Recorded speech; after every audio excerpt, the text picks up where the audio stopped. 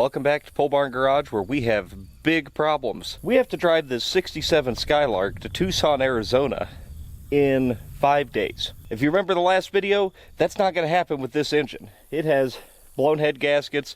I don't have time to tear it down and roll the dice again on another set, so we need to go shopping for a new engine. Fortunately, I got options. Option number one is this 69 GTO. This car is rotted in half, but it does run pretty good. It is the credited option 2-barrel 400, 265 horsepower, low compression, small valve. It's not going to go anywhere fast.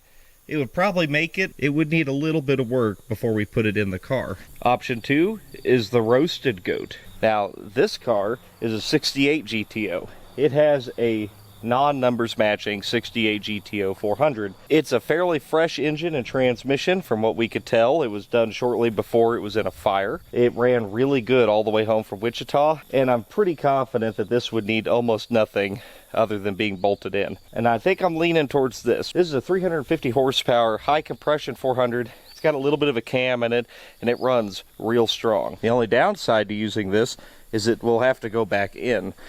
That said, the car was, in a fire, so having it out of the way to restore the front suspension, the brakes, clean up the engine bay, it's not the worst thing in the world.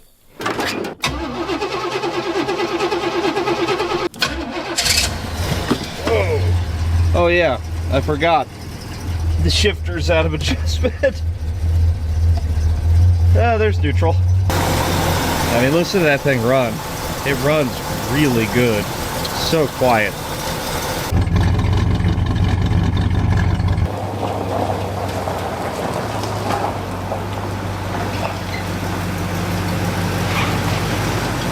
Alright, step one here, get the hood off, radiator, and I'm going to pull the motor and trans together. Hopefully we could use this Turbo 400 instead of the Turbo 350 in the Buick.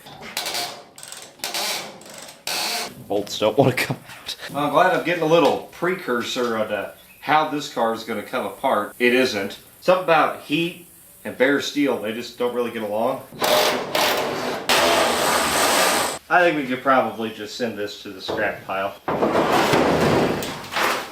I don't think I can fix this. I don't think we can use any of these accessories, so let's go ahead and yank them. They had it all messed up. They got 68 pulleys and a 69 water pump, and I mean, it's all jacked up. We can just hope that our stuff on the Skylark will bolt right on here. Also, check this out. This is all molten aluminum on top of the intake here, and that's from the old alternator melting to the top of the engine. That's just the kind of pristine unit this baby is. Needless to say, the budget has returned to this build. Motor mounts are unbolted, everything's stripped off the front of it, everything's disconnected. I think we're ready to jack it up.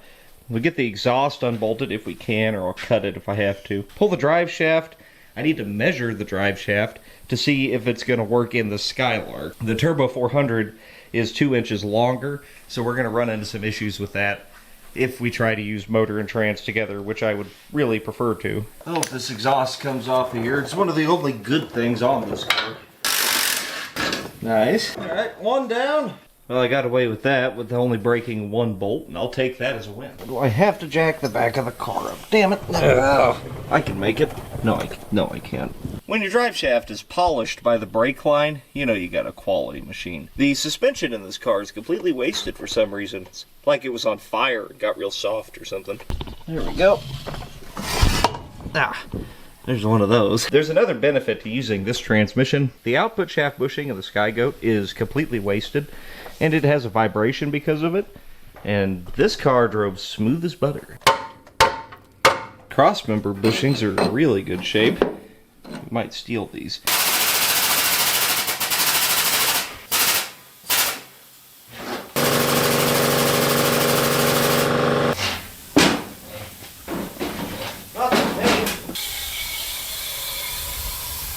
Well, it'd be really cool if this thing would roll.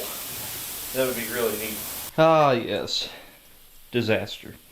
But it's out, which is good. I'm gonna clean this up a little bit, and we'll install a oil pressure fitting and some new transmission line fittings, And other than that, we're just going to make sure everything is hunky-dory. And I want to take a look at the mechanical advance mechanism, and we have to remove the exhaust manifolds. Other than that, this thing's ready to bolt in, and this thing's ready to go away. I can have a push. Well, very well.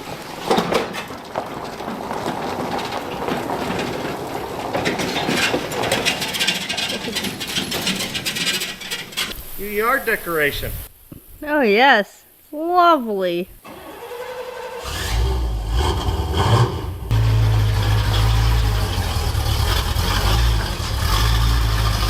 Well, that thing sure sounds good, doesn't it? What a bitch. Look how pretty that is in there. God dang it. This is literally going to make me ill to remove this. Here we go again.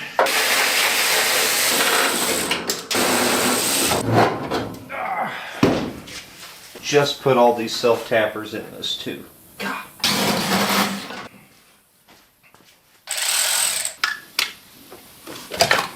I do want to keep our double pumper, obviously. I mean, it's a really nice carburetor. I spent a lot of money on. I'm going to run the spread bore Holly that's on the other carb on the way down. But I think once we get to the track, this 750 double pumper would do us a lot better. Off in there.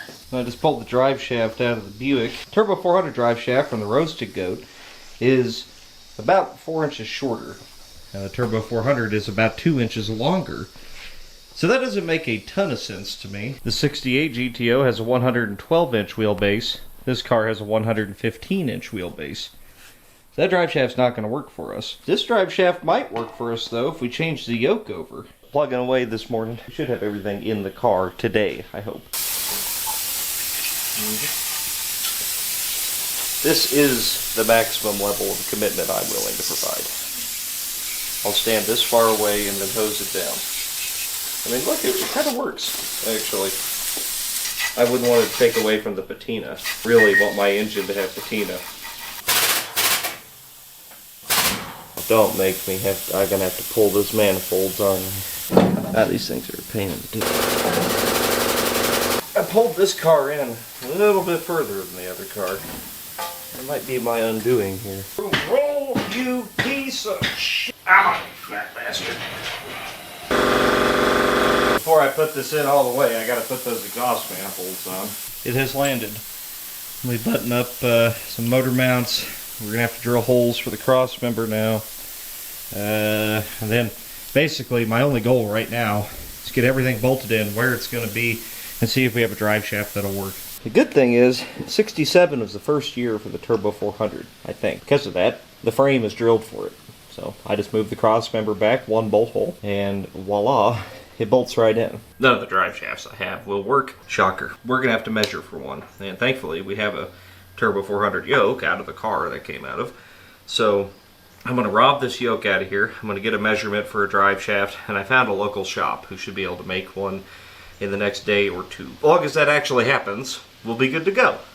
If it doesn't happen, we're f***ed. So we got our yoke in here. And she sticks out of there about 3.5 inches. So I'm going to pull it out 1 inch.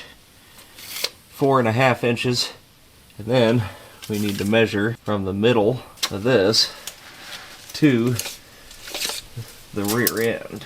And since the rear end is a yoke, it's half of a U-joint. So if we just go right to the face of it, that's our halfway mark. I made a quick note of how long the drive shaft needed to be, and in the meantime we decided to go ahead and work on the accessories. Well, this is one of the major downsides of a Pontiac. The accessories can be a nightmare. And this is going to be no exception. We can't use any of the accessories we had on it because there's no bolt hole here. So you can see these are Edelbrock heads, but still it would have a bolt hole up in that corner. I want to say you can drill and tap that, but there's no way in hell I'm doing that with just a few days to spare. Unfortunately, I think I only have one early 400 that I can rob parts from, and it's in the Holy Goat. It does make me kind of ill to do this, not gonna lie. One good thing is we will have parts from every one of my shitty GTOs that are immortal on the Buick. So will that make the Buick immortal or just shitty? I'm not sure. That's a job for you, JD. Yeah.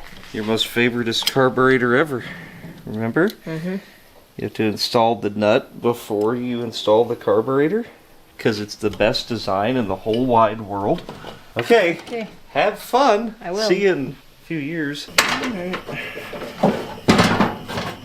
We just have to change the upper hose to a different kind because the water neck's different. I'm going to mount the new Evil Energy overflow jug.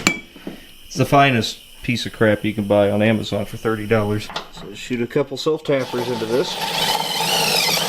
We're about ready to fire it up.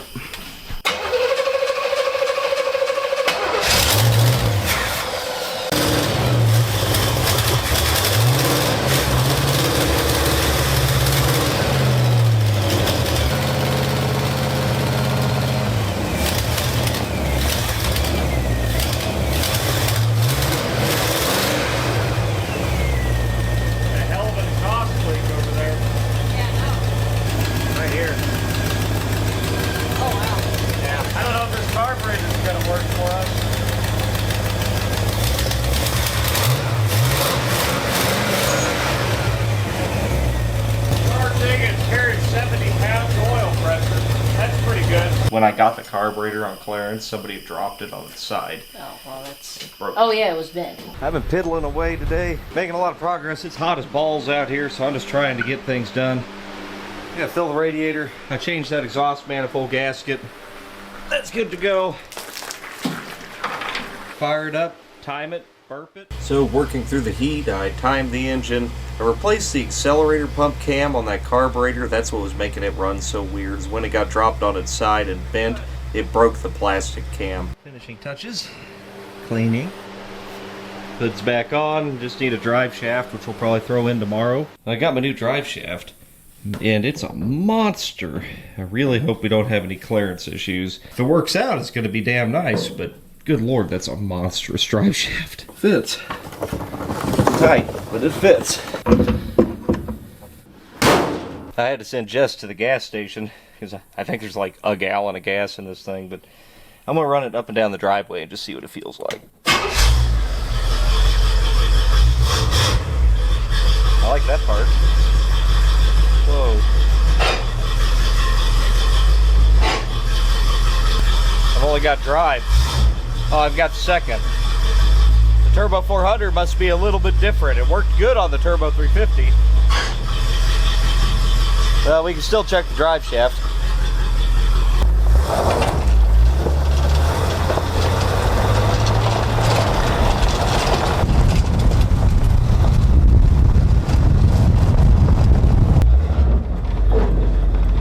Tire's still rubbing a little bit.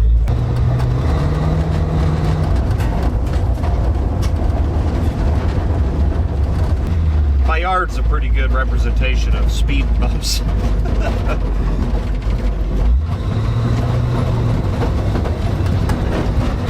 Well, it feels alright, except for this is a problem for sure. I don't know what to do about that. Maybe a twist-in spring spacer on this side. Seems like that spring is probably a little more wasted. We got a small valve cover leak there. Probably throw some valve cover gaskets at it. I should have done that from the get-go, but I don't know, easy enough to do now. We got 1 day of lead time to make this thing as best as we can.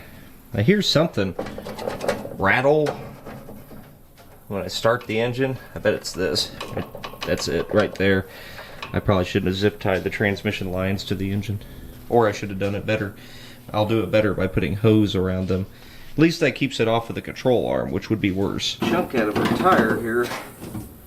That's it. Can you sit on the fender? Put all your weight on it. A whole lot of it.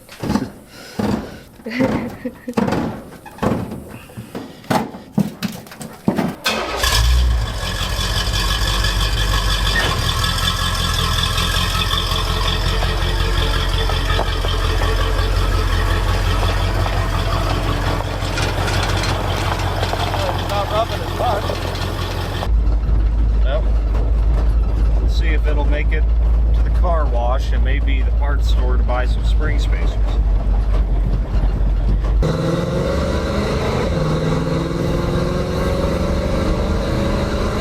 That new drive shaft is awesome. Very smooth. Thanks to North Manufacturing in Kansas City for that.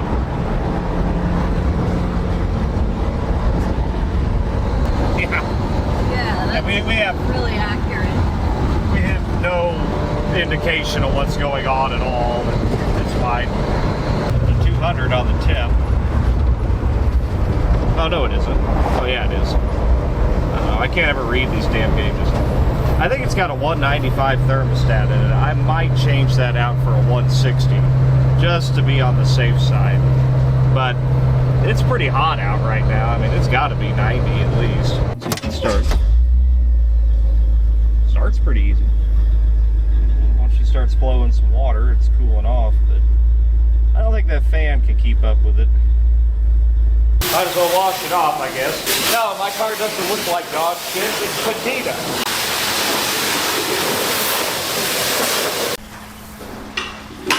Look, I'm patina washing it. Oh yeah. I'm doing the man bun thing.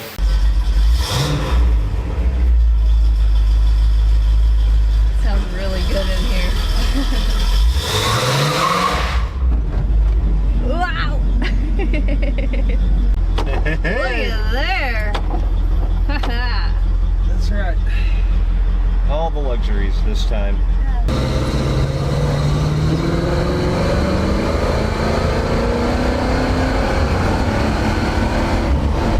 Not bad. I don't think the secondaries are opening in that carburetor though, which is fine. That's totally cool to drive to Arizona on. We'll put the double pumper on it when we get there.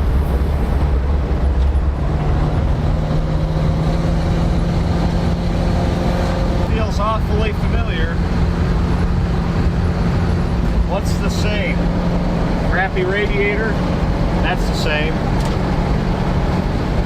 Gauge? That's the same. That's about it.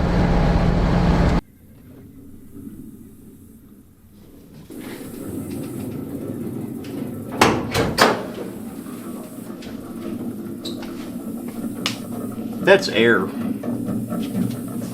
That's a lot of air. I mean, it's boiling, but we'll get to the cooling system later when it cools off, both outside and in here. Keep coming back to the common denominator of this fan and shroud setup and radiator in general. That radiator really should be enough for it, but I could see how this shroud would be awfully restrictive. I'll probably ditch all that, see if I can't squeeze a clutch fan in there, which I think I can. In the meantime, I'll try to fix the shifter linkage, and I'm going to put some spring spacers in the front and see if that helps out the rubbing. I'm pretty sure I got the shifter adjusted right. I didn't. Great! Now on to the real problem. I just took the fan shroud off. That could do it. I think that's enough radiator to cool this thing. It's a pretty good size 4-core radiator, but and maybe not. Man, doesn't it kind of make you wonder if there's nothing wrong with that? But we definitely didn't have the same issues we had with that engine. They could just be a coincidence. I'm going to put a mechanical fan on it, a clutch fan. We'll just eliminate as much of the Chinese as possible. And if not, I do have a cold case that'll fit this thing, but it's not for this car, and I'd rather not put it in it. Oh, one other thing I'm going to do, I don't know if you guys might have noticed this, and I didn't. See how that upper hose is higher than the cap?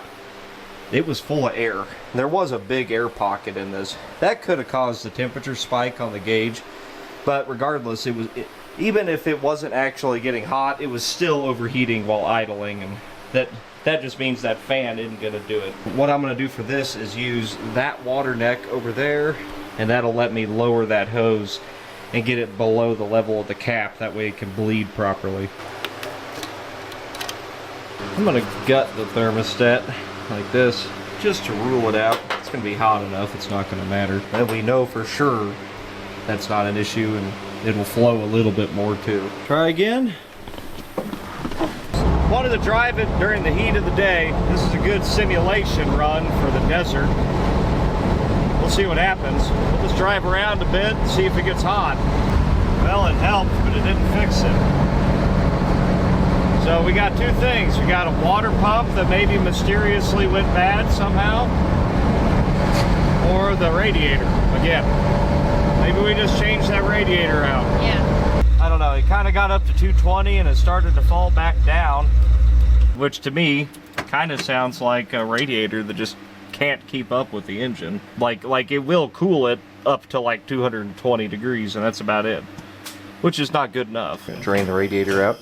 We're gonna swap in a new one. I've had to do quite a bit of gentle persuasion with this. Cut up the core support. It's hitting the bottom of the hood. I just work, God. After engineering a way to make that cold case radiator fit into the Sky Goat, I burped all the air out of the cooling system and then took it down the road for a test run, in which it did really good. Let's let it run for a minute. I'm pretty sure that fan clutch is bad. I got a new one coming tomorrow. So if it ticks up, I'm not like super concerned. Oh yeah. That fan clutch is smoked. Okay, well, that's the idling heating. That's fine. This last minute BS is exactly what I was hoping to avoid. Now I'm kind of thinking there's nothing wrong with that damn thing. More than likely, that thing is so full of rust and shit, it probably plugged up the brand new Amazon radiator immediately, and then everything got worse from there. That makes sense. I think we figured it out. It's probably, that motor's still got to come apart and get boiled. It's not anything I did. I mean, other than be an idiot and use it anyway, like a moron. I feel a little bit better about that, I guess. Jess and I drove this thing quite a bit last night. I romped on it a few times. It seemed totally happy. I think we got her nailed down. I hope. No, I absolutely did not. I'm gonna go ahead and throw some valve cover gaskets at it because they're leaking. I don't know why this would possibly leak. I mean, it's not like it ever got hot or anything. One new fan clutch on a really crappy fan. Perfect. Install it. Yeah. That's a lot better. Jess and I are going to go drive this thing around a little bit. Might run by my brother's place. Just put some miles on it, see if it gets hot. We're going to deliver this hat to my dad, you know, and you can get a hat as well. You know, polebarnmerch.com if you want one. This can be rather financially challenging to pull this kind of crap off. If you want, you know, just get you a hat or a shirt or a sticker, you know, something like that. I appreciate it, but I'm sure there won't be any problems. Ready? Oh yeah. All right. Okay, so far so good. I feel good about it. Well, I made it to Mom and Dad's, no problem. And we got something else for the car here.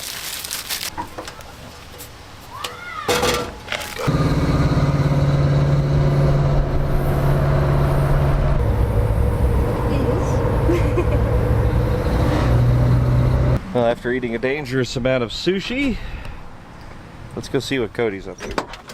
What do you think? You think he's going to put an engine in it, or in the next 8 hours? I feel a little bit safer about this one. Okay. Yeah. Ah, yeah. That's ready to go. Ready to hit the road. We're ready to drive tomorrow. I'm just trying to polish the exhaust up on it. Got fingerprints on it. Can't have it. No. Yeah. That's great, man. It hasn't started in like 2 weeks, so it's fine. Okay, well, I'm glad I could stop to help. I'll see you guys later. Goodbye. Okay, thanks for the assistance. Yeah, of course. After abandoning Cody to his own devices, we went back home to greet the other members of our convoy to Arizona. Jim and Co? Richie. Oh yeah, Richie's coming. Hey.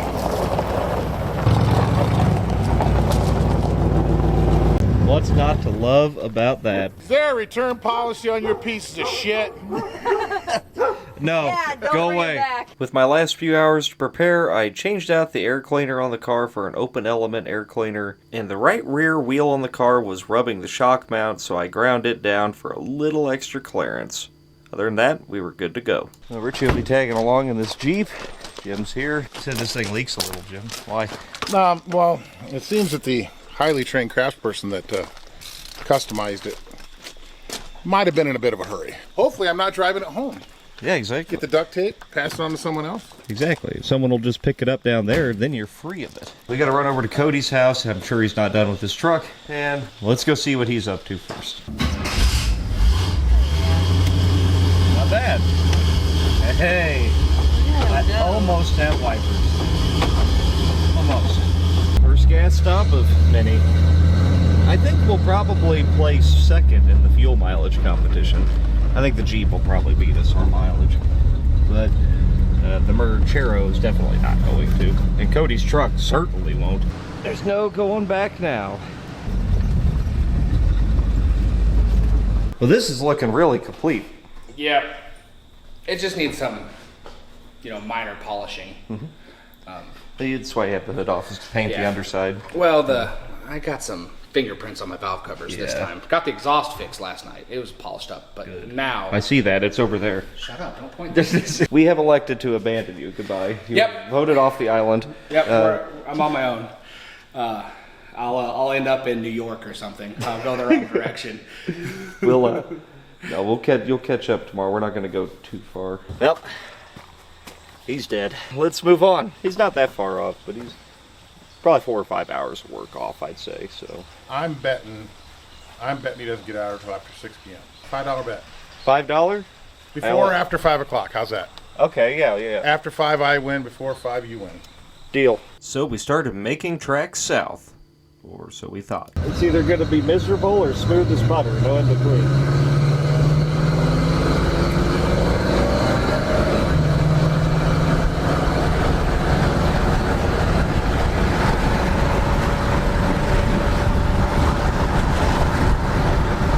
We pull some serious RPM.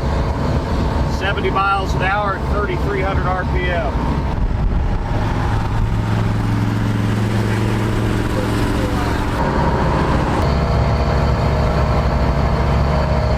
Well, that's not good. Yeah, no. And it didn't give us any indication that it was going to do that. It's 210 there. And if it hangs out there, I'm happy, but I don't want it to get too much hotter. I'll back it off a little bit and see if that helps.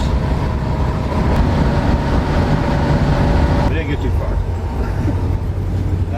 We're going to stop off here and see if we can't figure out what's going on. I don't know what its deal is. Maybe we need to pull some timing out of it, and that might help. It's cooling off. Look at that. As soon as we got off the highway, it's dropping. So definitely speed related. That's a good thing. I mean, at least it cools off. Making a fan shroud. Yeah. Well, more of a fan air diverter, but yeah. We want to funnel the air in or something. Also, we're going to put a thermostat back in it to actually restrict water flow, and we'll try to keep the water in the radiator A little longer. Yeah. And with an actual, I didn't take the thermostat out, but I did gut it. So with that extra restriction, maybe it helps. Maybe we should put something up here too. Yeah. This is going to do something. Yeah. So we're going to put a 160 thermostat back in it to see if that helps us at all. It's flowing. Let's try again. I mean, we've gone about 10 miles and it's hanging out below 180, which is, that's what I think it should do. Any change with the higher speed? Negative.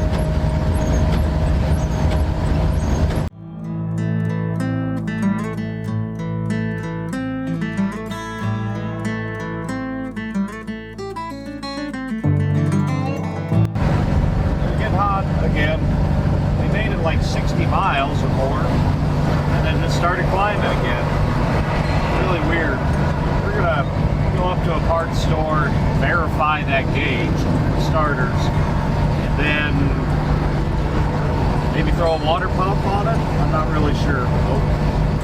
We'll figure something out. All right, 208.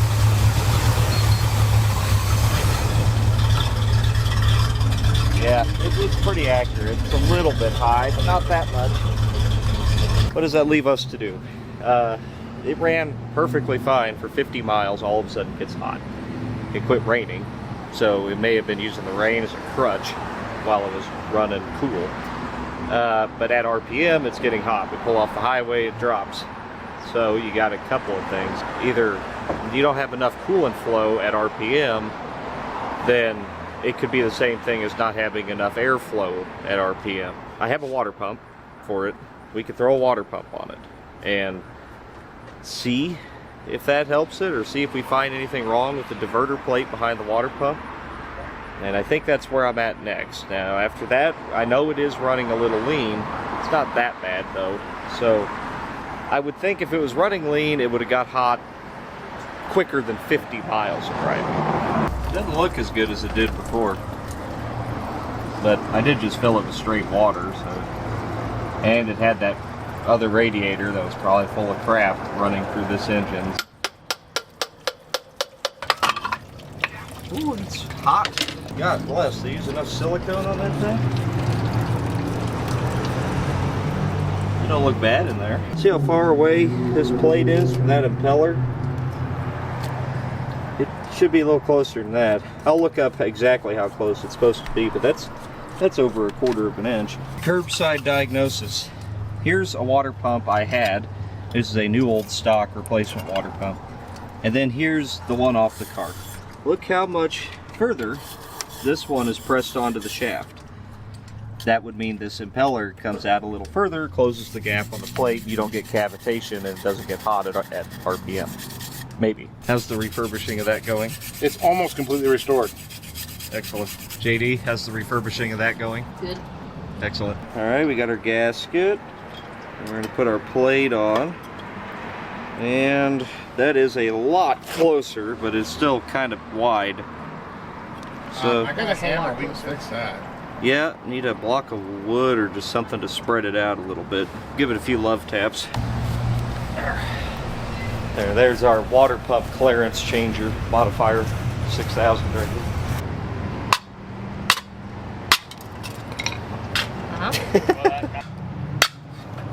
Or that. Yeah. I think that's working now. Great. That's pretty close. It's tighter, but now we're gonna see what comes out of the radiator, just in case we accidentally have plugged something. I pour this better than oil. There you go. It looks all right. A little dirty, but Oh. kind of darker. Chunks. Well, we're filling it up. Still got to bolt our accessories and stuff back on, but we might as well dump some Miracle Fix in there too, because why not? You never know.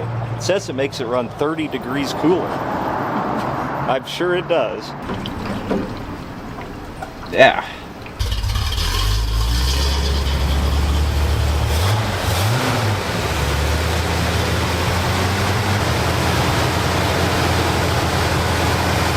Oh my God.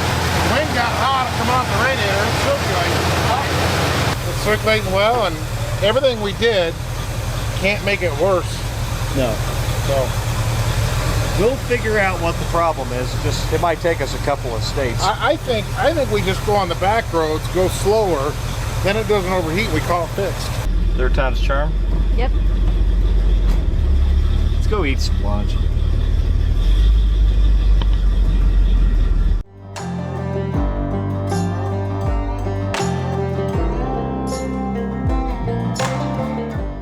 And we're hot again. It wasn't the water pump. Well, there ain't really nowhere to do it here, is there? What temp? 220. Temperature drop to get across the radiator from the inlet to the outlet. Going in. 178, 170-ish going out. Okay, so you're dropping 50 degrees across the radiator. Yeah. Oh yeah, it's pissed.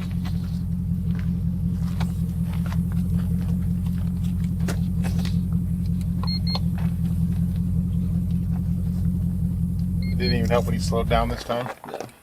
This thing's had a part throttle misfire since we started. And I questioned this carburetor. Big time. And if it's running lean, it could be running hot. That's where I'm at now. No, it's running hot. Well, yeah. That part we got confirmed. That's about all there could be, though. I don't... What about timing? And timing. We'll set timing with carb. Hell, that throttle shaft is so freaking screwed up on this thing. It could be vacuum leak, cleaning it out or something. We'll see. As soon as JD gets it off. You're just waiting on him. We're going to ditch the mystery carburetor and throw a double pumper on it and this adapter plate, which is... Very tight tolerance. Yeah, it's something. But I think it's down. Look down. Yeah, it looks down. Looks like it's sealing. No, this corner's not down. This corner is not. That won't bolt on. We're going to do some custom machine shop stuff. It bolts down, and then it won't bolt down flat with a thin gasket. So we're going to try to reuse the thick gasket. But then the bolts aren't quite long enough.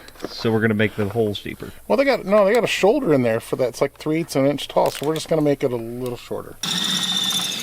We've officially made it into a field. The farmer who owned the land needed in that gate that we were parked in front of, so he let us work on the car in his field so he could move hay in and out of the gate. Nice guy. We got to button up a few things, clean up some things that have changed, and I'm going to throw a timing light on it and try to set timing. Maybe 12 degrees. I want to make sure it's, let's just rule it out, and the carb, and then we'll see what happens. And when this doesn't work, then we'll take the hood off. And when that doesn't work, we'll put a heater core on the outside of the car again. Well, let's just try to make it more than 17 miles this next time. That adapter plate leaks really bad. Vacuum leak around the base, and we can't get rid of it. So we're going to try to make it to a parts store, or maybe we could get more gaskets and like triple them up or something. And I set the timing at 14 degrees before top dead center. It seems fine. It just has a vacuum leak now, which is going to make it run lean and piss it off even more. But I don't know. We'll see. Maybe all this is for nothing. But we'll see. Pittsburgh, Kansas. The car's doing fine, which is strange. This has been a 22-mile journey, and it hasn't got above 180 degrees, which is exactly where it should run. So, I don't know. We're going to pick up some extra gaskets regardless, and I'm probably just going to leave the horrible vacuum leak alone, because it seems to be working. Well, it made it here to O'Reilly again, a different one. Let's pick up some spares, I guess. I got this. It's a spare. I think we've swollen this one enough times that we probably needed a little extra. This will work. Oh, you need to cut it to fit, but yeah. No, you don't cut these. It'll fit, for sure. And we got zip ties. We got carburetor gaskets, but I don't think we're going to deal with it right now until it does it again, and then I'm going to just buy another car.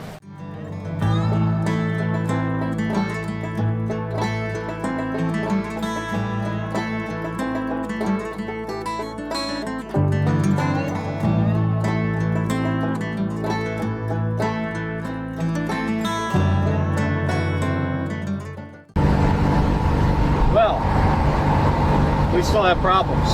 It's not as bad, but it is getting warm again. We're starting to push up to 220.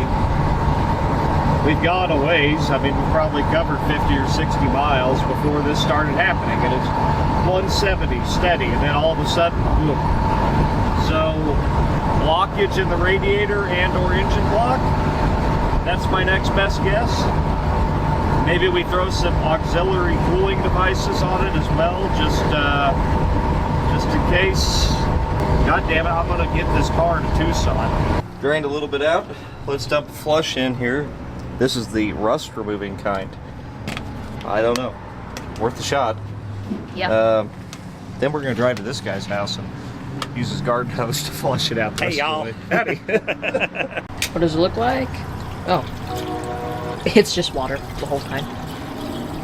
I think it's vinegar, really, or something like that. It holds like 4 gallons, and one said it only treated 3 gallons, so I don't know what it's doing, but it is doing something. Oh, yeah, it's about to blow. Yeah, Jim, what are you doing? I am sealing the windshield because it rains inside when it rains outside, because somebody that you might know that built this car decided to run self-tappers through the roof to put the trim on. But we won't say any names. So at this O'Reilly, I'm buying heater flush, and this dude Jamie in this old Dodge pickup pulls up. He says, yeah, I got garden hose you can use, come to my house. Then this dude pulls up in this Dodge truck and said, I got a shop right down the road. Him and Jamie are friends, and he said, just come on by and we'll flush that thing out. So that's what we're gonna do. I think we found the right place. This guy's name was Patrick, and we certainly were in the right place. He had a whole bunch of cool toys for us to take a look at, and he jumped right in and helped us get our Buick flushed out so we could hit the road again and try it again for the 4th or 5th time, maybe. Well, I guess we'll flush it. Come here, Doug. Nasty. That's yummy. I think we might have been onto something. Yeah. We'll see. So we're gonna try to back flush into this hot engine with that maggot. Try to back flush out through the top. It will. Just take a while to fill up. Yep. Now if you just want to flush the block with the lower hose. Maybe both. The Cool. bubbles quite a good stuff. Oh yeah, it's dirty though. It's pretty gnarly. Oh. Yummy! Oh. Yummy! Guys, I think we were onto something here. I feel like, yeah. That looks like chocolate milk. Chocolate milk, anyone? Cappuccino? No, you're gonna get my Pringles box. Oh. That's pretty gross. Should I run it? It's a fountain. So you know anybody with a car for sale? Got a couple of you can probably just go take with you. Just borrow? Yeah. I'll rent it. Yeah. We know what time it is. Mm-hmm. Hang a heater core out of the front of the car time. Mm-hmm. Yay. Mm-hmm. Mm-hmm. Extreme cooling system fill. 30 degrees cooler. That's Hey, but it did last time. It did 30 degrees cooler, but it only lasts for 50 miles.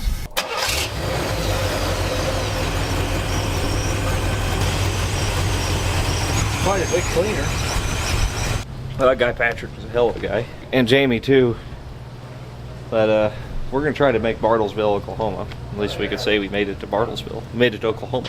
If this thing ain't acting right now, it's very cool outside now. It's not a great test, but I will be car shopping in the morning. We've gone 115 miles since our last fuel stop, so we'll see what kind of mileage we get. The rock solid like 8 miles to the gallon.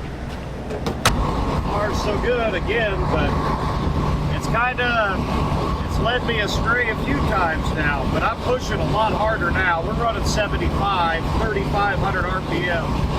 I figure I ought to push hard now and see if it's going to act up.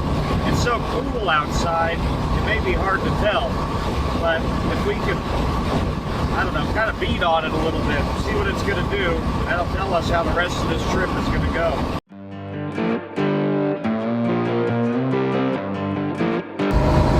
Hey, Oklahoma! Whee! That makes us like a fifth of the way there.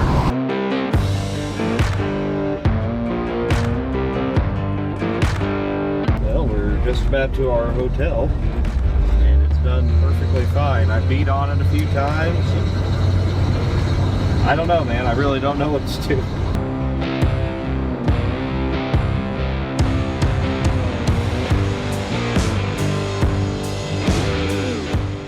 Let me get the trunk key. Yeah, yep. All right, I've got the sack TM. Let's go get some pizza. Jim hustled over there already. Now we're waking up in the hotel today with AG1. We're on the road, obviously, using our travel packs here. You can get free travel packs and free vitamin D3 and K2 if you click on my link in the description or use the QR code you see right here. I love AG1. I actually forgot to take it the last 2 days, and we got to keep it G-rated, but okay, it was There are some things that happened. it wasn't pretty, okay? The probiotics in the AG1, that's very important. I was missing it real bad. When you're on the road, you hardly ever eat right, and it takes a toll on you.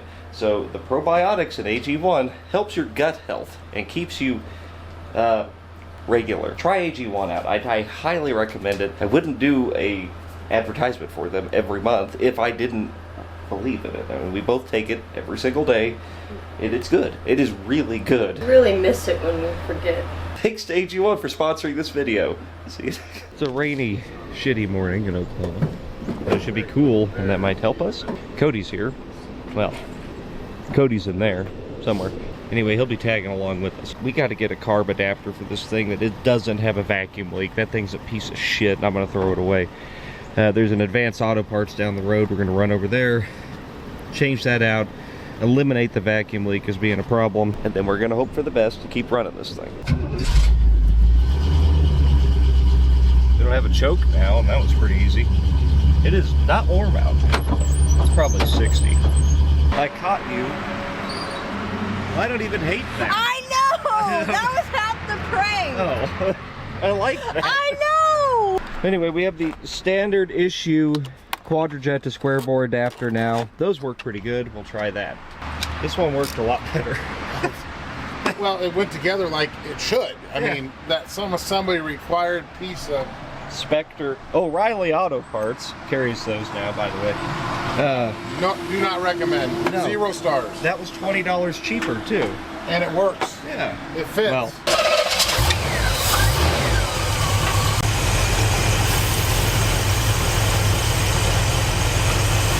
we waited for Cody to meet up with us at a gas station. I checked the coolant again, and it was much, much cleaner than it was before. And sure enough, we heard the rumble of a big block, and Cody appeared with his friend Robert. There he is!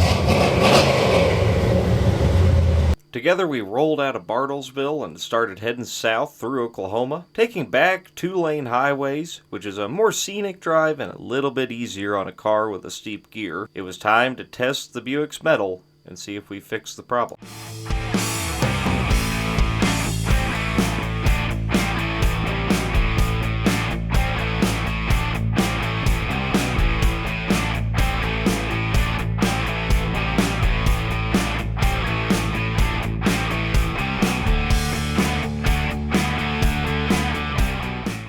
Well, I tell you what, we covered about 80 miles there and the car did good. I am cautiously optimistic.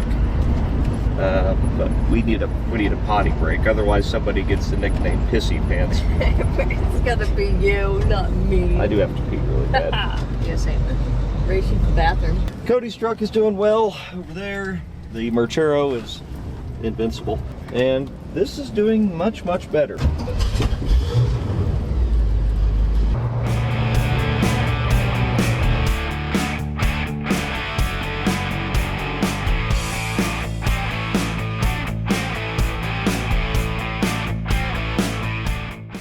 I know we have time to make up, but it's hard to pass up a junkyard. It's a good looking junkyard too. Yeah, it is. Yeah. They got old stuff.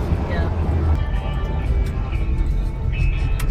Oh, big dip. Nothing we really need, but we have a truck, so I do. It's very true. Let's go shopping. Yes!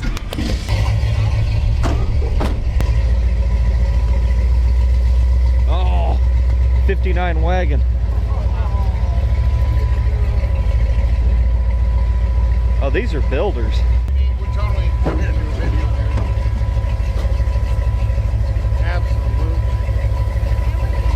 We took a few hours and toured Bud's Auto Salvage in Oklahoma, and it's very much worth the trip. I will be returning to drag something out of this yard.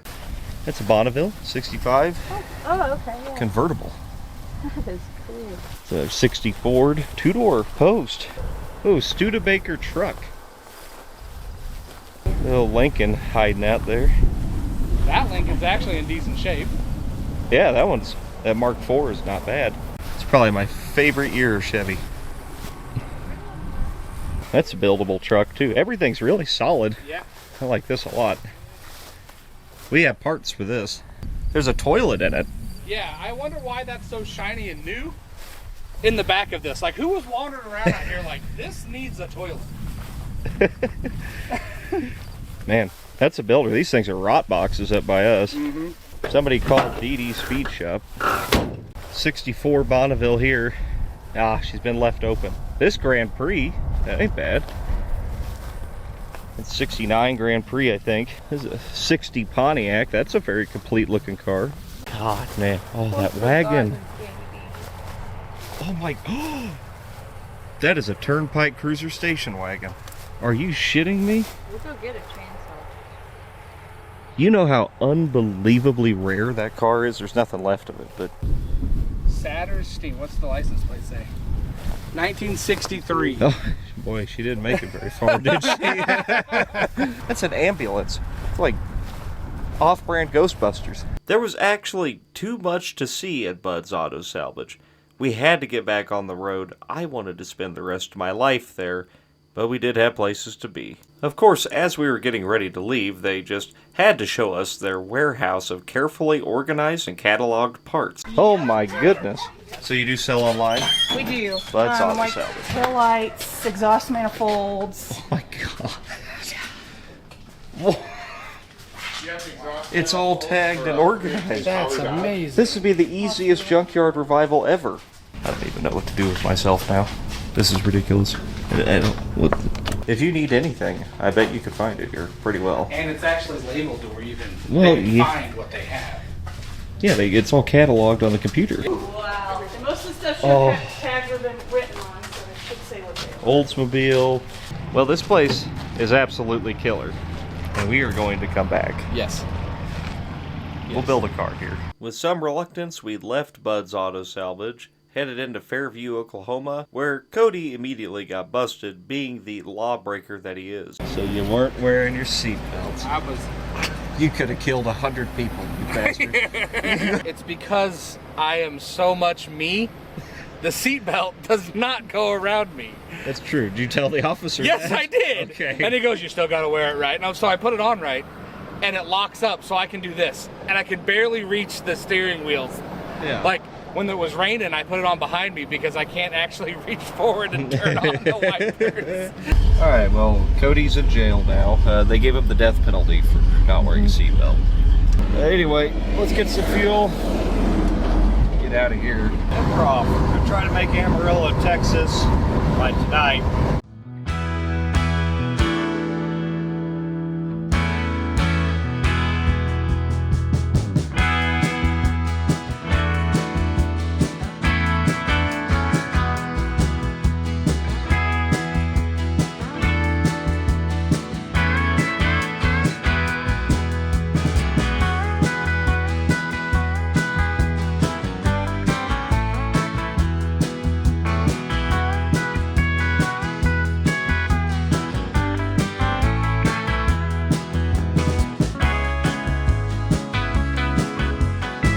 That out there.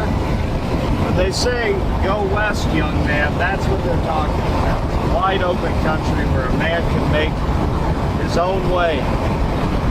It's still that way. That's why everybody moved out here in the first place.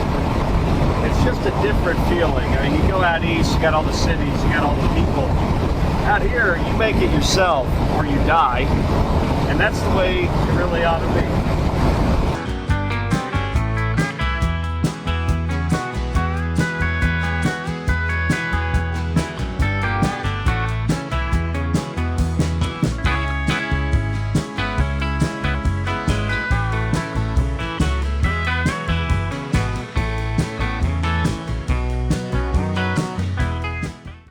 Cody's truck just died. Fuel injection.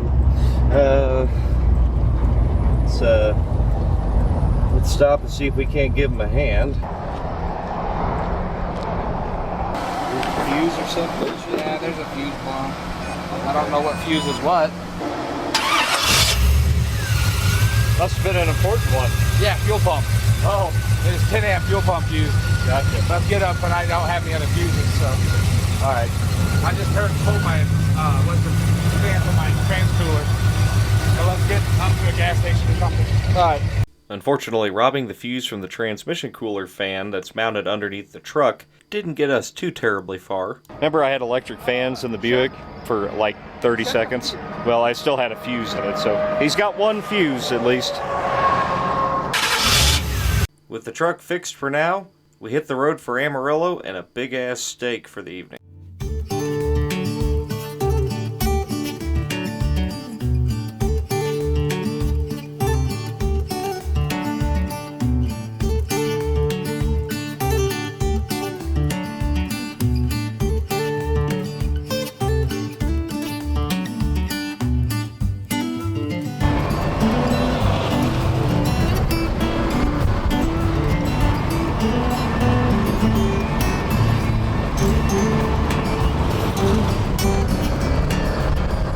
Behold, the big Texan.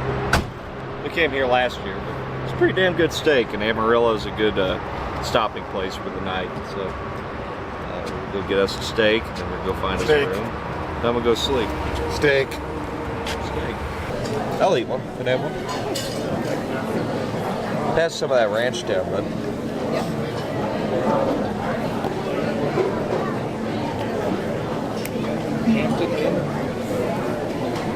Like it? I haven't tasted it. Try it. It's just a piece of beef, isn't it? Sure. Yeah. Oh, that's beef. But it's a special cut. Has a really good flavor. They call it a sack lunch. Oh.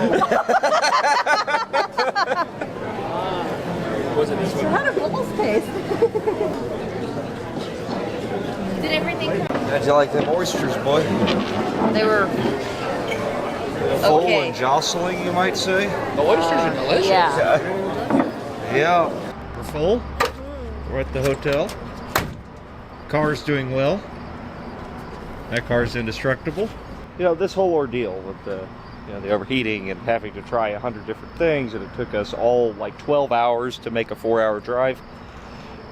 Reminds me of something my dear departed grandfather once told me. He said that, son, if you give up on something, you're a wise words. Off to another start this morning. Kind of a poor start. Somebody stole our tools. They didn't take the DeWalt box that's worth more than the shitty Amazon tool set that they did take, but they stole my socket set. So, I guess today's first thing on the agenda is go to Harbor Freight. Well, let's go get some replacement tools. People suck. Yeah. Alright. I was tempted by the Quinn one there, but somebody will probably just steal it, so let's get the cheap one. All right, ready to roll out. We're all fueled up, and let's hit the road. Trying to pull out of the gas station, and she just quit. Wonder why. Lost ignition power. Pretty sure I'm pulling them right off the back of the switch. Somebody just came unplugged. If you recall, I robbed the switch out of the white 4x4 van, and then just rigged it into this car, and then never replaced it. I could definitely see that unplugging. Yeah, no, it's a little homemade. Yeah, there it is. I guess you need the wires to actually be hooked up to something. Whoa, really? I know. I remember doing this now. Oh! I didn't do a very good job of that. God said, let there be light. Awesome. So, that's a step in the right direction at least. Perfect. With that small hiccup out of the way, we are on our way to Roswell, New Mexico.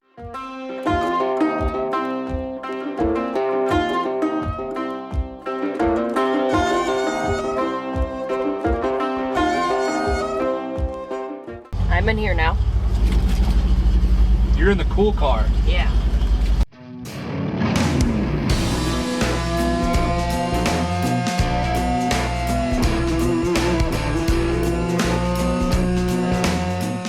Unfortunately, more problems developed with the Sky Goat. It was having an intermittent misfire, chugging, just running terrible. What's going on? Vapor lock, Oh. I think. Either vapor lock or a coil. I'm not really sure.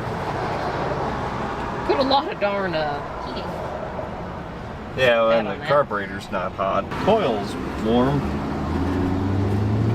I'm almost wondering if that's what it is. If it was boiling the fuel, that carburetor should be pretty hot. We're gonna just throw parts at it. The ignition coil is hotter than the Yeah. carburetor is. And it's a Chinese coil. And It's a red cap though. You're gonna lose like 7 or 8 horsepower. do you know where those wires go? No. Alright, new coil. Well, used coil. We'll try again, I don't know. We're still having some misfires back here. I'm not sure what it is exactly. And to make matters even more interesting, Cody's truck was also running warm. The Sky Goat, on the other hand, was running nice and cool still. Oh, it's pissed. Very pissed. So we are looking at maybe a module. HEI module could be going out, or it could be vapor locking. So vapor lock, usually when you reduce speed and you have no airflow coming through the carburetor, it dies. And it did the exact opposite. It got better. ignition? Still? I don't know. Let's try throwing an ignition module at it just for fun. Cody took advantage of this break to work on his truck and see if that sensor was actually reading correctly, and it didn't seem like it was. So the sensor's reading a little bit wrong. It seems like it is. Just 20 degrees off, maybe around there. Take the rotor off, see if the mechanical advance is falling apart too. That could be something. Mine, there's a screw holding the vacuum advance. It's the one you put a screw in. Yeah, I did that. Yeah. Yeah. And the weights totally rusted. They stop about every time I spin them. So I have no idea what my timing is either. So we could probably check that too. That might help my cooler. I got a light in the truck. I got a light too. Okay. Well, the mechanical advance weights are moving good, and that seems happy. Change out this Chinese module. Kind of a shot in the dark to see if this works or not, but what the hell. I put a mystery module in that I had in my DeWalt box probably for the last year. It's an Excel. It goes fast. Let's see. This thing, for what it's worth, I think I branded Cody with it when I yanked it out. A little bit. It really did. I think I left a mark on him because it was so hot.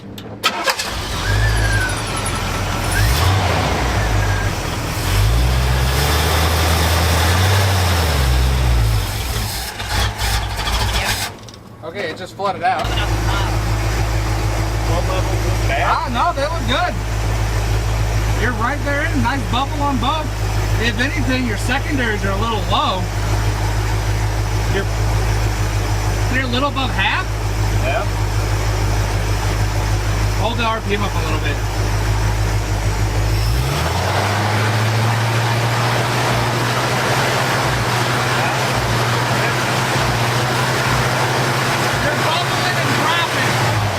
You're bubbling it. You're aerating your fuel.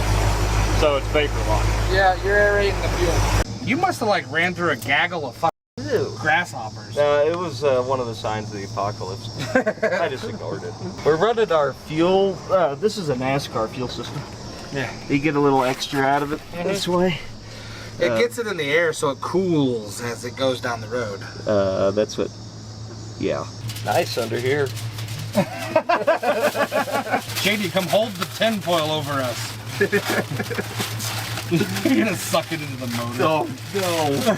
Don't say that. Well, I don't know. Let's see what happens this time. At least we can see the fuel.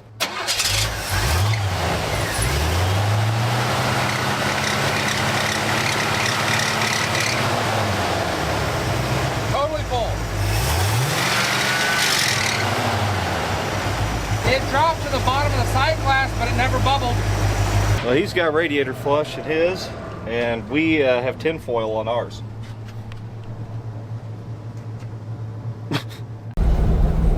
It's happy enough so far. We'll see if that does it. I'm sure we fouled a couple of plugs by, running it like that for so long, but we'll see. I mean, if she'll just make it to Roswell, we can kind of reevaluate everything tonight. We've only got about an hour and a half to go.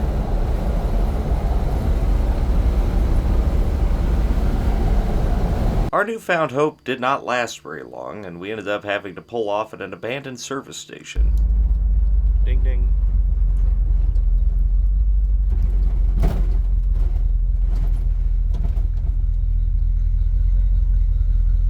Oh, damn.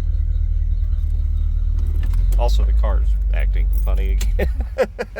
Well, what a place to fix it, eh? Damn. I've got like maybe parts numbers or something up here. Probably. A lot of stuff like that would be belts or hoses. Yeah. And they can hook them and drop them down. 2012. Huh. Yeah, it hasn't been abandoned that long. Oh, here's a whole bunch of maps. Oh, cool. Arizona.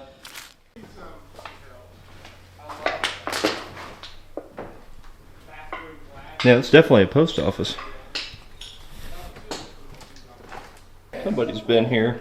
Oh, that's a calendar on the wall. What's the year on that calendar over there? 1968. Yeah. Wow.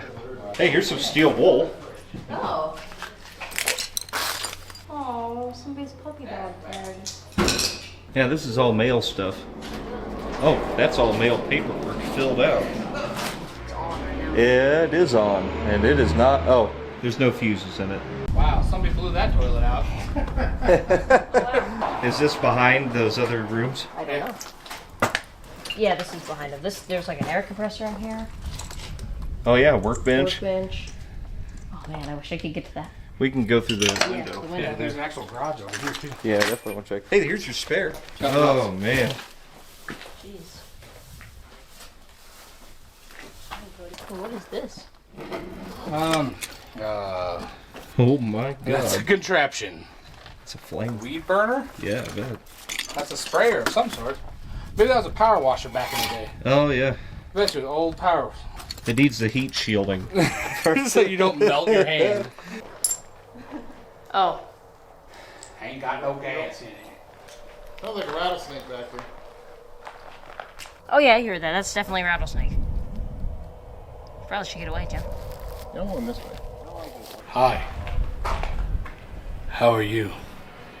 Yeah, get a good close-up. Hold on, get my good side. It's a cool ass place.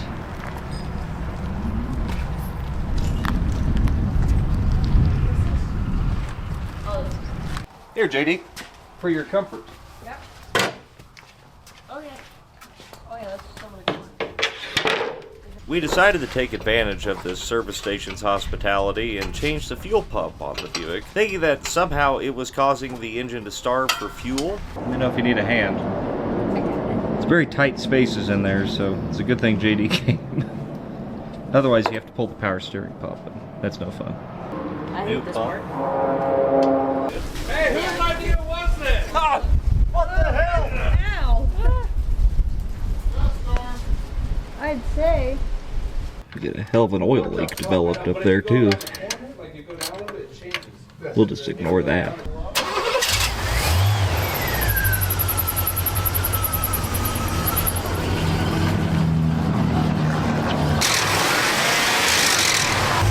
I don't see any bubbles in the filter. Alright. Let's see if that did any good. And when it didn't, we'll go buy an Edelbrock carburetor and put it on. And that won't do anything either, or it shouldn't, but somehow it will fix it, because that's what always happens.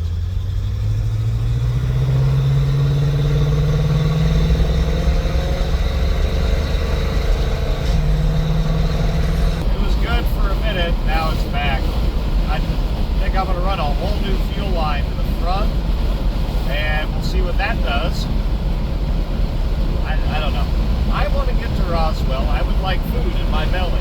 We're going to limp this thing as far as we can, and preferably work on it after it's cooled off, but we'll see. Once again, about 20 miles later, we found ourselves on the side of the road. See that standing fuel here? It's coming out of the front vent. We raised that float. Things too full now? Yeah.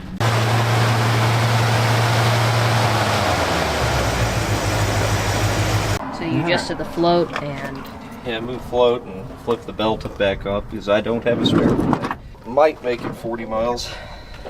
We just need one of them. I don't really care. Well, it's about half your weight. Well, hey, if it doesn't make it, we'll always wish it did. yeah, especially this time. But no bubbles in the fuel filter. Yeah, So- so that looks better. Yeah, that was better. Now we might have just went the other direction. It's too lean now. Well, that didn't help anything. Still cutting in and out. We've got about 20 miles left. If we could just make it, that would be nice, but unlikely. Kind of down to we need a return line, or it's something in the carb itself is plugged up, or voltage drop issue at the coil. But fixing any of those things out here, I'd really prefer not to.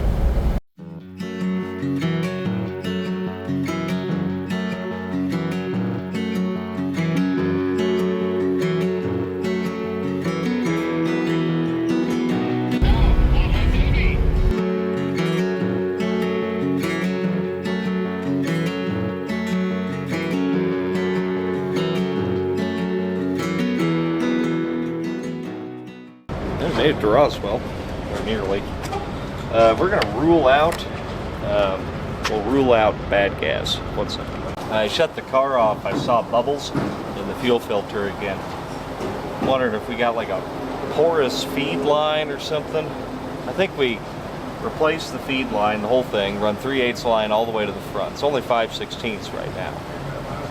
And then we'll turn the feed line into a return line and I guess just dump it down the filler neck. We're at our hotel. There's an O'Reilly right down the block, thank God. We got work to do tonight, but I gotta get some food in me before I can even like function. So. Get some food in us we did at the Cattle Baron in Roswell there. It's kind of a chain restaurant, but it's really good. Good steaks and a huge salad bar there. Then we all loaded up into Cody's truck, took a ride to the auto parts store, and also ventured off on a side quest to flush his radiator and engine block as well to try to cure his overheating problems. Well, before we can tackle my car, well, we're going to flush this. Same thing we did earlier on mine. And you can already tell yours is actually dirty coming out the bottom. Mine had to be pushed out the top. Oh, really? Yeah, look at that. That's gross. Do you have a screwdriver we could pull one heater line off with and back flush with? I've got a whole toolkit back there. Okay, good. That's icky.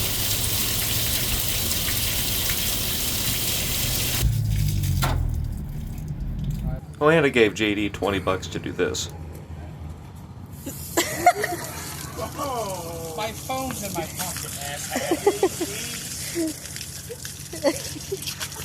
What happened? Anyway. Yep.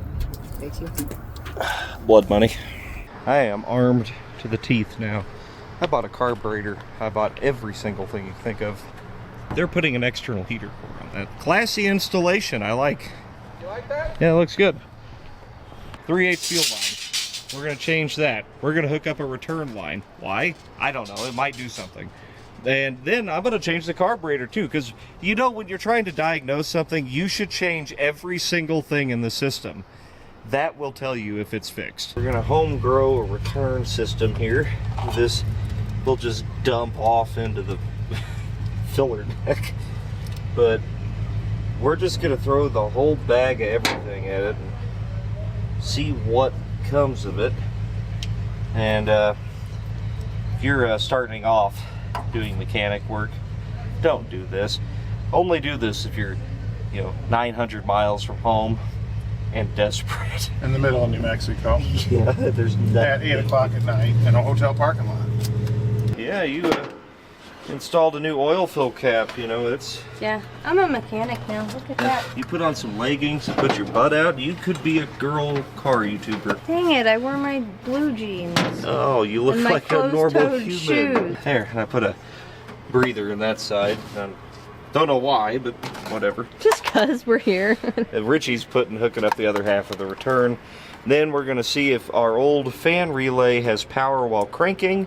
If it does, then we can use that to power our coil. And then we're gonna throw a carburetor at it too, because why not? Hi boys, how's it going? Pretty good. Slow, work faster.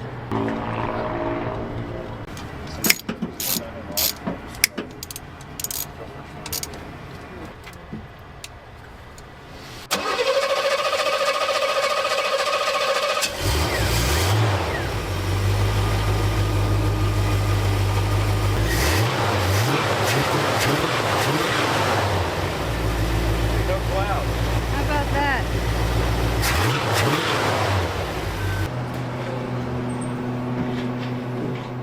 Fortunately, nobody stole it. Maybe they stole my tools, though. Well, I'm not paying $10 for a crappy Holiday Inn breakfast. We'll go to Denny's. And we'll see if the car runs. The car did run all the way to Denny's, where we discovered in our hectic rush to run a return line and a new feed line on the car, one of our hoses got too close to the pitman arm and poked a hole in it. Gotta fix that in the Denny's. I think it's good. I think we just got bit by a cotter key. Was sticking straight up. I made a turn and it went poop and poked a hole right in it. So I moved the cotter key out of the way, tied the hose up a little better. It's not good, but maybe it'll be alright. Now we made it to Napa and no leaks. That's a win. I'll take what I can get at this point. I'm gonna get a set of plugs for it and maybe a vented fuel cap. I'm just gonna fix this forever. because why not? Well, we're a quart low on oil. They didn't have regular, like, Lucas goop, but they had this, and we're leaking oil. It works. Yeah.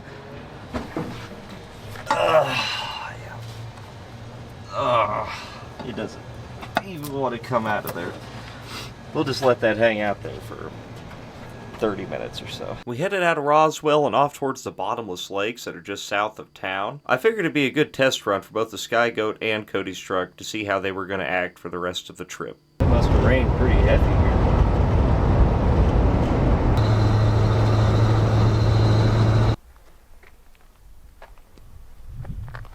We've been here before, but if you haven't seen that video, check it out now. Leia Lake was pretty frigid due to the recent rains, but it did provide some much needed rest and relaxation for us. Dalton and JD just took a bath in the lake. They didn't clean their arms very well. Oh boy. It's going small child mode. Whee! Go. Come on! I can't go down I can't make it go down any further. Whoa, whoa, God, oh God, my butt is still slippery from the lake. Please, oh God. This is quite fun. Oh, holy crap, no. I'm scared it's gonna like pop off. Oh no. Stretch it out! That was fun. Let's go find something to eat. I gotta say, the Nothing Fancy bar is pretty good. If you're ever in Dexter, New Mexico, I don't know why you would be. You might as well eat here. Let's get some gas, try to make Alamogordo. I mean, it's only 2 hours. It's only 2 hours.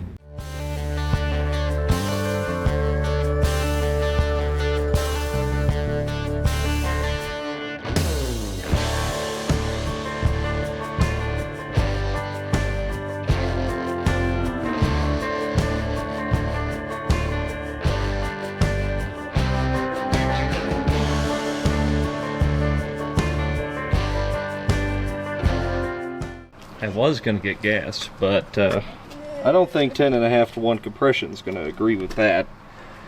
So we'll push on and find something else. I really had to pee, so as usual. I don't think our oil stop leak worked. I feel ripped off. Lucas Oil Products, I demand a refund. We continued to make our way over the mountain towards Alamogordo. We had to stop at this beautiful scenic overlook first. Oh, come on. That's free. That's so good.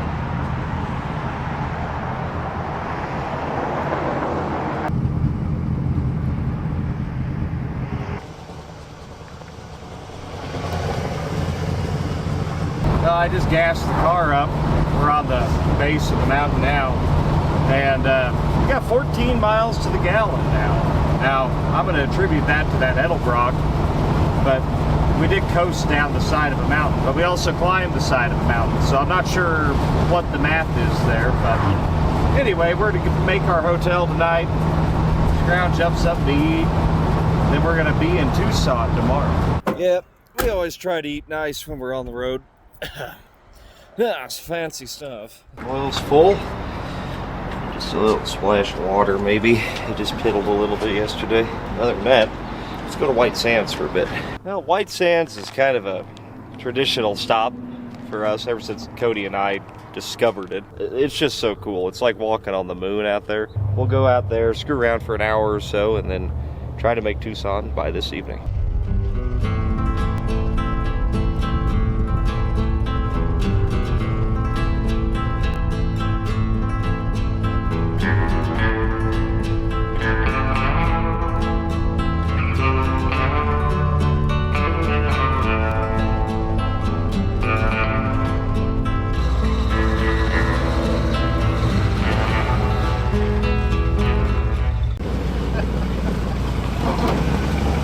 If you ever want to feel like Neil Armstrong, just come out here and play.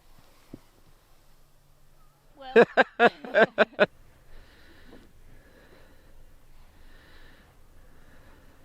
We set off in search of a good hill for JD to sled down. They can be kind of tough to find here, but we did find one. That's really steep.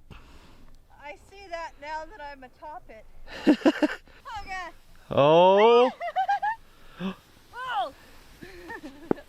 Oh, holy crap. Scooch. Oh, hello. There you go. Our cars are all the way over there. There you go.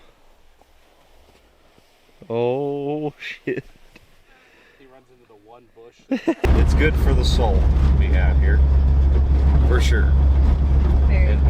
And if you're ever traveling, serious, just avoid the highways. If you can afford an extra hour or two, otherwise you would miss this. You'd miss almost everything we've seen, actually. In any road trip video you've ever seen on this channel, it's just because we avoid the interstates. We don't make strict itineraries.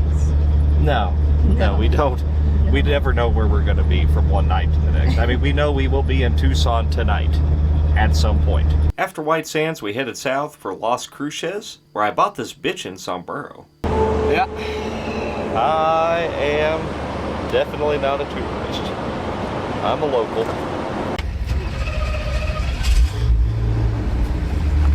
Right.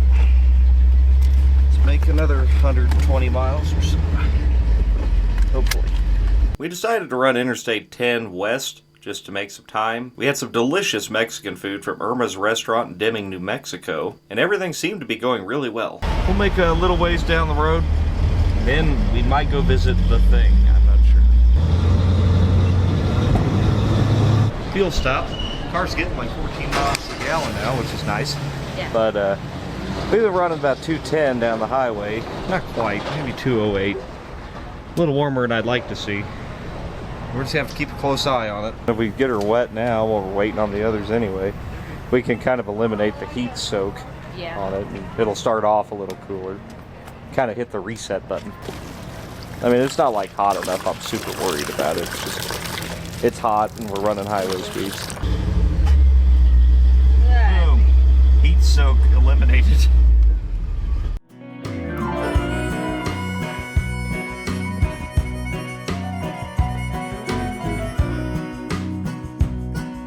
We are this close if this car can just keep it together, which it's doing a good job of. It's very hot out. I mean, it has every right to run a little bit more. It's just, please no warmer than this. We're about 216 degrees now, which is, we're getting hot. It's also 100 degrees outside. We got maybe 20-ish miles to get to the thing. That'll give this thing a chance to cool off. We just got to make it there first.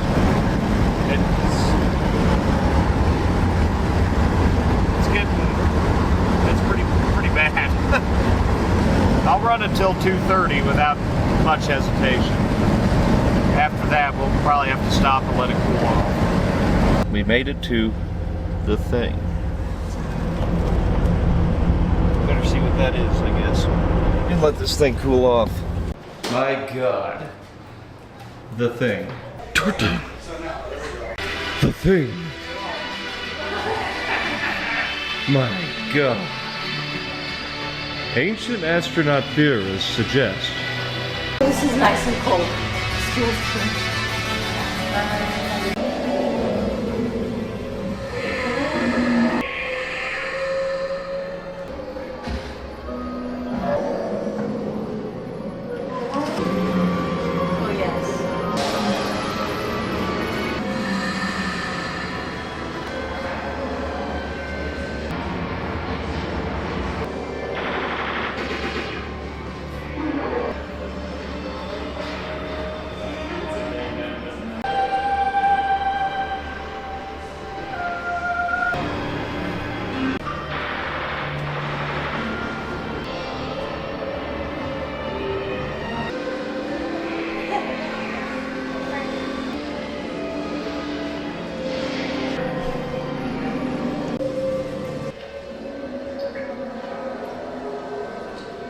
The thing is over here.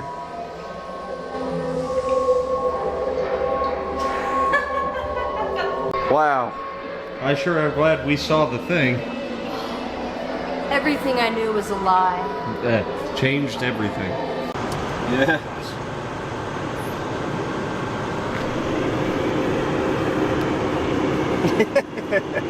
Okay, we got another 75 miles to the hotel. All right.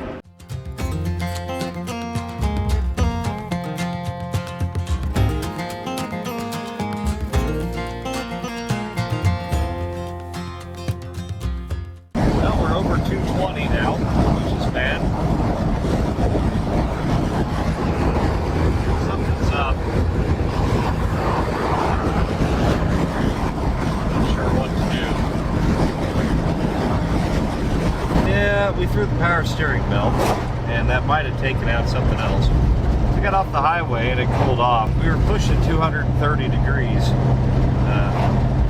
and now we're dropping pretty good now. I mean, we're down to 210, but something's up. I think we might have plugged up a passage again or something. So maybe we could do an impromptu flush. The all-day belt's still there. We let her cool off. I'm thinking we buy a bunch of water here. I'm going to open that petcock and just drain it, and then we'll refill it. It's pretty gross. You can tell what's been running down the radiator on the front. See all that sediment and shit. That's, I think we still got something plugged up in there. I'm not trying to get the pressure off. Yeah. Do not try this, people. We're kind of desperate times. These are definitely good. It's pretty dirty. She's a little angry. There's an O'Reilly's 5 minutes away. Should stop there and try to get a belt. Well, we're gonna go to an O'Reilly, try to get a power steering belt that fits. I bought a spare at Napa, but they gave me the wrong one. So we'll go to this O'Reilly, try to get the right one. Change that, we'll pick up a bottle of flush, then we're gonna go to Travis B's place here in Tucson and do another flush on this thing at his shop. And hopefully my guess is correct. It was last time. What you doing there? Huh? What you doing? I'm just inspecting. I work for the city. I'm here to inspect the things under the hood of this car. What you doing there? Huh? What you doing? Oh, nothing. I'm just inspecting this petcock. Yep, it flows. Yeah. That's good. That's good. Definitely not repairing this. Well, actually, we're probably not, but...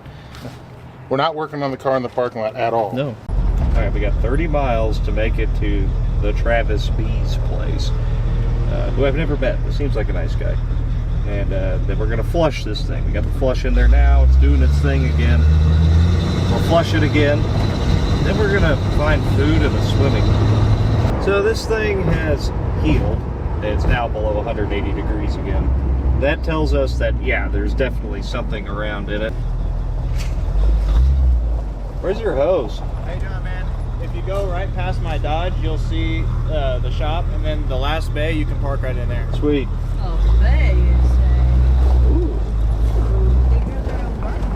Oh, he's got some cool stuff in Yeah, there. he does. Oh, heck yeah.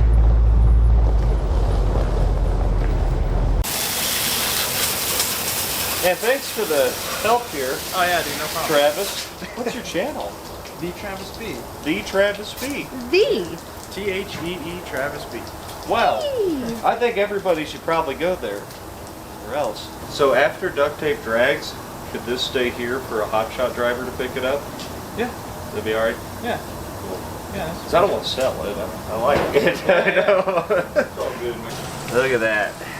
Yummy. Yummy. Yes. Just gonna get. Chunky. That's looking a little better now. I don't smell the dead rat anymore. No. No. No, that's. This is clear, but it's still warm. I can stand to hold it and plug it though. Without burning myself. What's coming out of the radiator is still a little warm. Burp it again. See what happens. It's flushed. It's probably good enough for Duct Tape Drags. We have to get home for Kevin and Mook's wedding, though, after Duct Tape Drags. Yes, you do. I don't want to depend on this. As much as I love it, I'm not getting rid of it. I'll ship it home. But Travis has this T-Bird over here. I'm thinking you might see a video on this after Duct Tape. I'm not sure yet, though.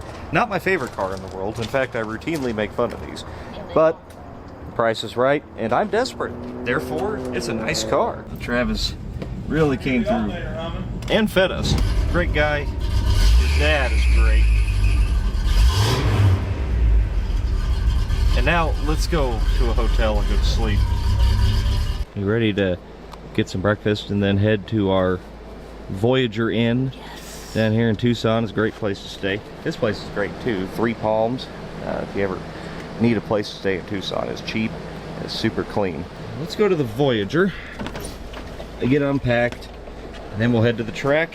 Duct Tape Drags 2024.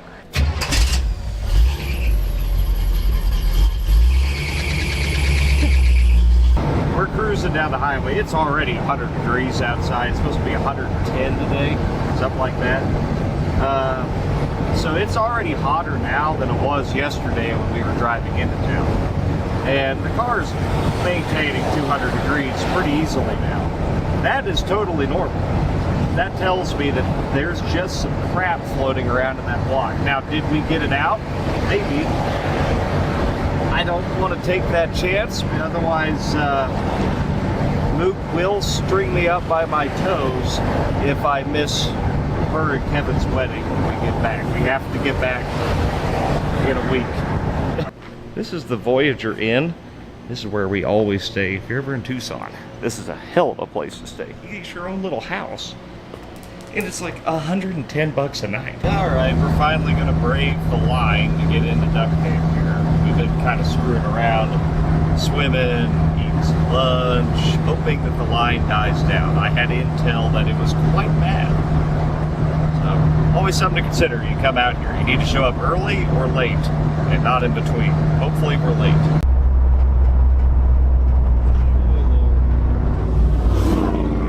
Yeah, we definitely won't melt down and overheat in here. Yeah.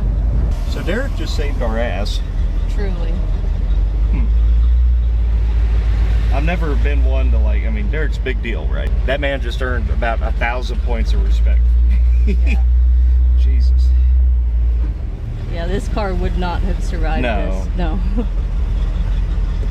Yeah, she's already getting hot. Yeah. Oh, yeah. Thanks to Mr. Vice Grip's help, we were able to make our way in without a nuclear meltdown. We parked and set up and prepared to give away over 500 free t-shirts and koozies that I always bring down to Duct Tape just to give back to people. First thing on the agenda after that was to see if we could get the Sky Goat through tech. Fortunately, we didn't have any trouble with the tech guys this year. Oh my god!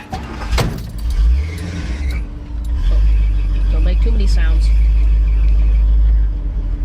Suckers. We're gonna go film Jim do a burnout.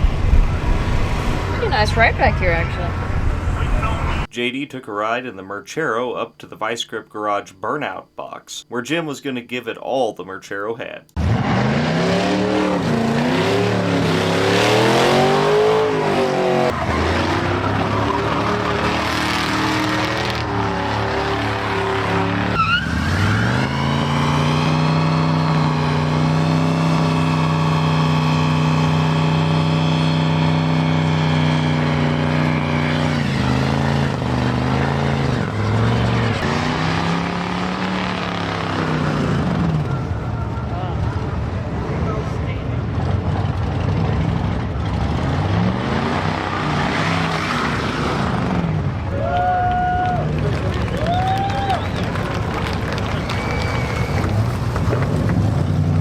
Meanwhile, I was busy doing my favorite thing, which is just talking to you guys. I've had a hell of a time here.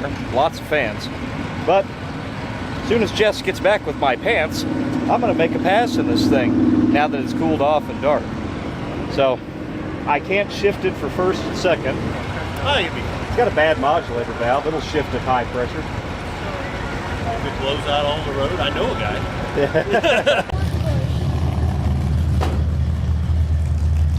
Well, let's see if it makes a pass. Yeah. This will be probably the only pass we do. Yeah, it's a pretty long wait. I know. but I figure we'll just make one hit. It needs plugs, it needs a carburetor, and we needs the double pumper. I mean, this carburetor's fine, but it's definitely not tuned at all. So we'll just go make a pass. We drove all the way here. We'll make one pass and call it good. I inched my way through the staging lanes and got ready to make a run.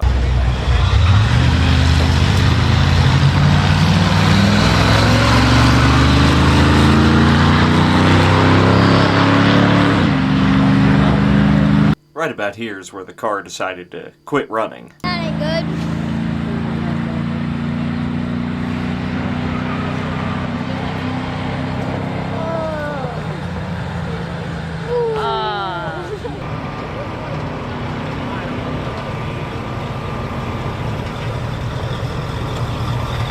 It runs like shit.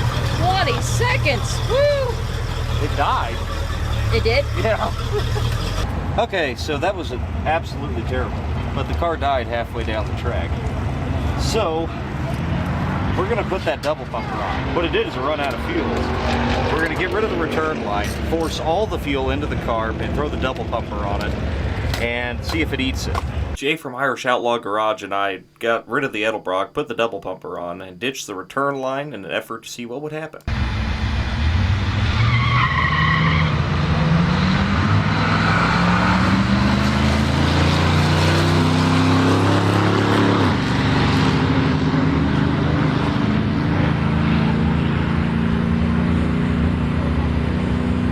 You can tell here that the car comes out of the hole real strong, but you can hear it popping about halfway down the track. It's running out of fuel again. I think it probably needs more fuel pump or, I don't know, more jet, something. Unfortunately, we never got a chance to really dial it in before the night was over. Casualty on that last pass. Snapped the truck rod off. Oh, the trunk spring is gone. But now it makes a handy-dandy truck prop. Thank you. Yeah. Anyway, that last pass was better. We ran 15.7, which is not good. This car should be into the 14s at least. And it was breaking up down the track, but it made a full pass. So, next step, more timing, more jet, and maybe take a little bit of air out of the back tires. But we're out of time for tonight. So we'll try to do a little bit of that tomorrow. Since we're not driving the thing home anyway, why not? Well, it was a nice weekend. I don't know, if you could beat a 20, I think you got me. Will it run through the lights? I don't know. The Howard's cam sticker is messed up, so I don't know. Oh, shit. Didn't make the trip. That's 50 horsepower gone. I know. Shit. I was relying on that sticker. Yeah, too. you're screwed now. Maybe if I just cut a hole. I don't think it's gonna breathe very good. Huh. And my white classy headers didn't even make the trip. No. Oh, what? Well, you spray painted them. Well, yeah, I wasn't going to pay money to powder coat. Well, it is the next day, and we're taking our time. We're gonna go swimming again because it is unseasonably hot, even for Arizona. Yeah, it's like 110 today. We're gonna miss the Battle of the Beaters challenge. We're not gonna miss it, but we're not gonna be able to get the car dialed in to run it and, you know, make a decent show out of it. So I want to wait till it cools off, and then maybe we could play with the car later and see if we can get that thing dialed. We still got to drive the thing back to Travis's to dump it and pick up our new ride. It kind of sucks, but the weather's just so hot, and I don't want to kill these two. So we're just going to relax, do our own thing. Also, we have lots of laundry to do. So we'll fill this pillowcase with dirty laundry. Yeah, I mean, racing is really cool and all, but this is a lot better. Yes. Yeah. Oh no, hold on. I mean, I like to drive a quarter mile at once, you know, but we drove 1,500 of them. And yeah, I'm pretty cool with just not doing that. Yeah.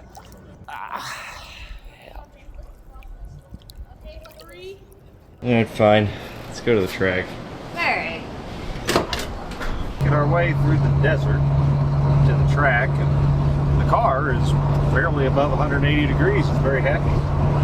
But that Holly is very unhappy because we got rid of the return line. It's cutting out, carrying on, trying to vapor lock. It's weird how sensitive it is. We drove home last night, no problem at all. And so it is an ambient air temperature thing. It's really strange. I've never ran into something that was just quite this pissed off about everything. Anyway, we got to make it like 4 more miles to the track. That would be ideal. I don't know how much racing we're going to be doing, but we will make it to the track. Well, we're not racing, but let's go watch Jim race. Yeah. JD's running around with Bentley somewhere. But he's still alive, so it's fine. Yeah, we confirmed with Mama Vice Grip. He's still alive, so that's good. They're gathered. Their machines are ready. Some of them are not. Like that one. That one. My God. What a pile! How they ever let this piece of shit onto this racetrack. Yeah, considering who built it. Absolutely. That guy is an idiot.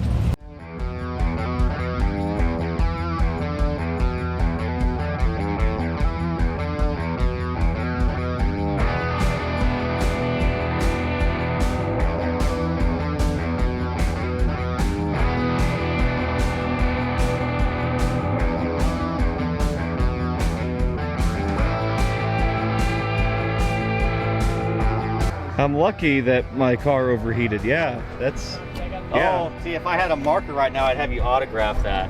Here we go. Well, lucky for you. You know, Oh, there we I go. actually have to carry one of these around because I'm such a big shot, you know. Yeah. Yeah. Yeah, it's that way the record's straight, you know, I don't...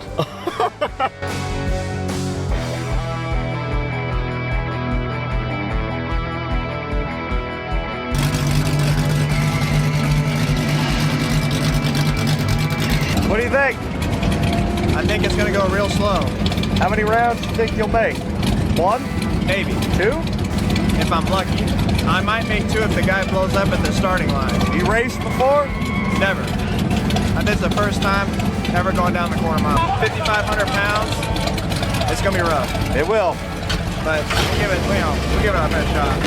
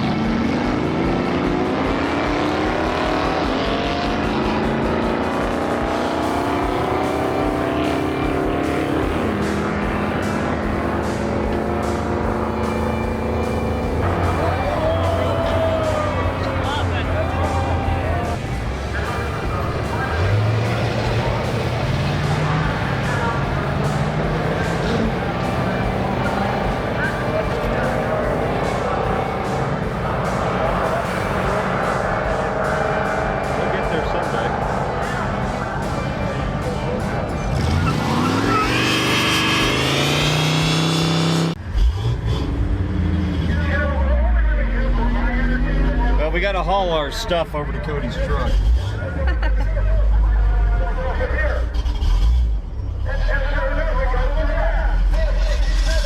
Some fans were super kind and brought me a whole bunch of stuff, but I gotta send it with Cody. So in it goes, like a whole 68 GTO deck plate. Well, we're getting back to our room, and I know I neglected to film a lot of duct tape. But that's because I was trying to be there, like, you know, in the moment. I'm exhausted, but the cool thing is we got to talk to like 800 people and hear your stories of how the channels helped or inspired or, you know, I don't know, just had some kind of positive effect. And that's exactly what I was shooting for.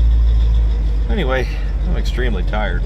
We got to go to bed, and then tomorrow we got to make it 40 miles across Tucson to Travis B's place, where I got another car waiting for me and a safe place to keep this thing, or we'll come back for it in about a month or so. Now we're packing up, getting ready to head out of here to Travis B's place, where I'm going to dump this until I can come back for it. And we're going to pick up something new, something much less exciting than this, but you're going to see it in a second.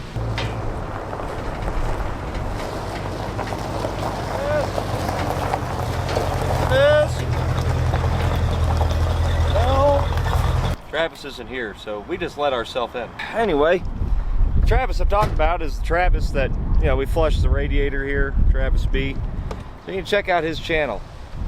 We are going to dump this at his place, and then we're going to drive that 79 T-Bird home, because that's better, I guess. I think that does it for this adventure.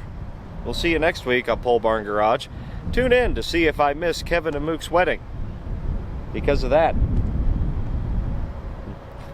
Shit.